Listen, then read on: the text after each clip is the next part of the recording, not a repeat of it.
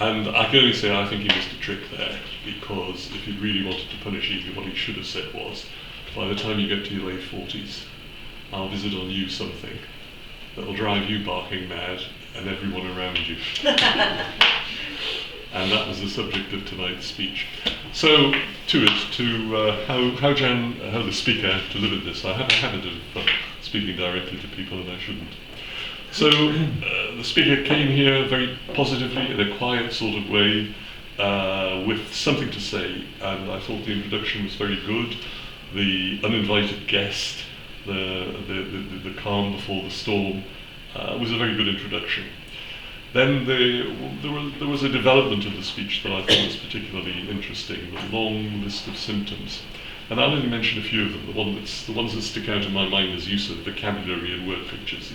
The oath of silence that it came, and sleep, that feeble lover slipping away. My God, girl, you've lived, that's all I can say, that's really something. And then being a sinner in church, feeling as though you're a sinner in church, and aching bones. Your mind losing its way, a fog of forgotten images, scavenger hunt for words, unable to come to terms with what was happening, roller coaster on which your husband was a saint, or on other days even his breathing was a personal offence. Now I've heard word pictures before, but that one really takes the cake. So there was the irritability. I thought the picture of the irritability, the pot stirring on a stove. And people just doing ordinary things, the question asked twice, that's my favourite. Someone chewing, yes, I can understand, it brings back a lot of thoughts to me. So why should you apologise, said the speaker, why should I apologise for what's happening to me? And expressed it as a symphony. This was quite extraordinary, I thought, a symphony with a broken conductor, bringing despair and rage. So what was the purpose of this?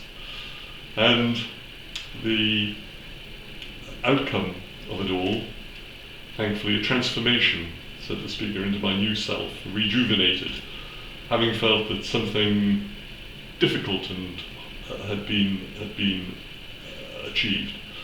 Feeling more self-assured, resilience, and able to look at the background and laugh at adversity. So the closing message was, love yourself through the chaos. Did it meet A1 standards of speech? I thought it had a good introduction. The theme was developed. It was developed with good, expressive words that were very incisive and to the point of the speech, very much so. I'm never impressed with people, if I have to evaluate one of these speeches, just using a lot of fancy words and language wrapped up to wrap up ordinary ideas. That didn't happen here. I thought that it was expressive, it was a difficult subject, well attempted, and a good conclusion. So, in my view, that is you, speaker, who I mustn't name, your A1 speech done, delivered, and achieved. Well done.